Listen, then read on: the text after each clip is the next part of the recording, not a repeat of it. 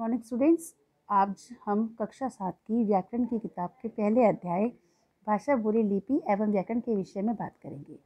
जैसे कि आप सभी जानते हैं, भाषा किसे कहते हैं, भाषा क्या है। भाषा वह साधन है जिसके द्वारा मनुष्य अपने भावों को बोलकर, पढ़कर, सुनकर, लिखकर दूसरों तक पहुंचाता है और दूसरे के विचारों को खुद ग्रहण करता है। अर्थात आपस में आदान प्रदान, विचारों का आदान प्रदान करने का जो माध्यम है वह भाषा है। अब आप अपनी पुस्तक में ज़रा ध्यान से देखिए, जो ये पहला चित्र दिया गया है, इस चित्र में अध्यापिका बच्चों को चुप रहने के लिए इशारा कर रही हैं। दूसरे चित्र में नर्स मरीज को चुप रहने के लिए या शांत रहने के लिए कह रही हैं और तीसरे चित्र में ट्रैफिक पुलिस का सिपाही वाहनों को आने जाने का इशारा कर रहे हैं। तो इस प्रकार इन तीनों ही चित्रों में सांकेतिक भाषा का प्रयोग किया गया है। अब हम जानेंगे भाषा के विषय में, भाषा की उत्पत्ति कैसे हुई, भाषा शब्द का क्या अर्थ है आदि। भाषा शब्द की जो उत्पत्ति है वह संस्कृत की भाष धातु से हुई है, जिसका अर्थ है बोलना। अतः भाषा में मुख्यतः बोलकर अपने विचारों को प्रकट किया जाता है और जहाँ तक भावों और विचारों के प्रकट करने की बात होती है, ये बोलकर, लिखकर दोनों ही तरह से व्यक्त किए जा सकते हैं।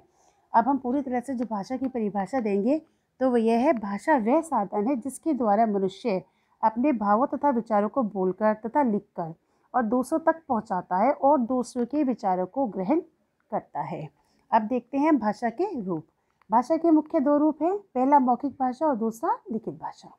जैसा कि आप सभी जानते हैं और नाम से भी स्पष्ट हो रहा है, मौखिक भाषा का अर्थ है मुख से उच्चरित भाषा, अर्थात मुख से बोलकर, और लिखित भाषा का अर्थ है लिखित, हाथ से लिखकर अपने विचारों को दूसरे तक पहुंचाना। चलिए देखते हैं आगे। अब आप ऊपर ये 3 पिक्चर्स देखिए।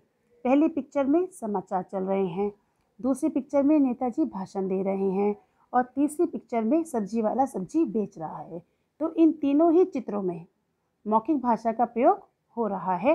ये हैं हमारे मौखिक भाषा के उदाहरण, अर्थात मुख से उच्चरित भाषा मौखिक भाषा कहलाती है। अब लिखित भाषा, जब हम अपने विचारों को लिखकर दूसरे तक पहुंचाते हैं तो वह है लिखित भाषा। जैसे आप अपनी पहली पिक्चर देखिए, दादाजी अखबार पढ़ रहे हैं। दूसरी पिक्चर, अध्यापिका बोर्ड पर लिखकर बच्चों को समझा रही हैं। तो ये है लिखित भाषा के उदाहरण। अर्थात भावों को, विचारों को लिखकर जब प्रकट किया जाता है तब वह लिखित भाषा कहलाती है। अब आपने भाषा कंप्लीट किया। भाषा किसे कहते हैं? भाषा के दो रूप है, पहला मौखिक भाषा और दूसरा लिखित भाषा। अब आती है हमारी बोली। बोली हर प्रांत की, हर क्षेत्र की अलग अलग होती है। बोली भाषा का अल्प विकसित एवं क्षेत्रीय रूप है। जितने क्षेत्रों में हम बदलते चले जाते हैं, क्षेत्र बदलते चले जाते हैं चलते हुए, उतने ही बोली भी बदलती चली जाती है। अर्थात किसी क्षेत्र विशेष में प्रयोग किए जाने वाली जो भाषा होती है वो कहलाती है बोली। बोली किसी भी प्रांत की, क्षेत्र की अपनी अलग भाषा होती है। इसके बाद है लिपि। लिपि किसे कहते हैं? जो शब्द हम बोलते हैं, अर्थात मौखिक भाषा को लिखने के लिए जो चिन्ह निश्चित किए जाते हैं उन्हें कहते हैं हम लिपि।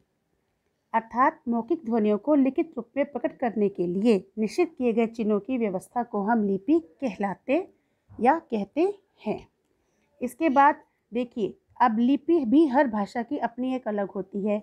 जैसे हमारी हिंदी भाषा है तो हमारी हिंदी भाषा की लिपि है देवनागरी, उर्दू भाषा की लिपि है फारसी, अंग्रेज़ी भाषा की लिपि है रोमन और पंजाबी भाषा की लिपि है गुरुमुखी। इसी प्रकार प्रत्येक भाषा की अपनी एक अलग लिपि होती है जिसमें उस भाषा के विषय में ज्ञान अर्जित किया जाता है, उस भाषा को लिखना और पढ़ना सिखाया जाता है। इसके बाद हमारा जो नेक्स्ट टॉपिक है वो है व्याकरण और राजभाषा, जिसके विषय में हम नेक्स्ट क्लास में पढ़ेंगे। तब तक आपको करना क्या है, आपको अपनी इस वाले पार्ट की 3 चीज़ें, एक तो भाषा, भाषा के दोनों रूप, बोली और लिपि, इन तीनों ही अपने टॉपिक्स को अच्छे से रिवाइज करना है दोबारा से और इनके अर्थ को भली प्रकार से समझना है। और इसके बाद व्याकरण, राजभाषा और भारत की अन्य भाषाओं के विषय में हम अपनी अगली क्लास में बात करेंगे।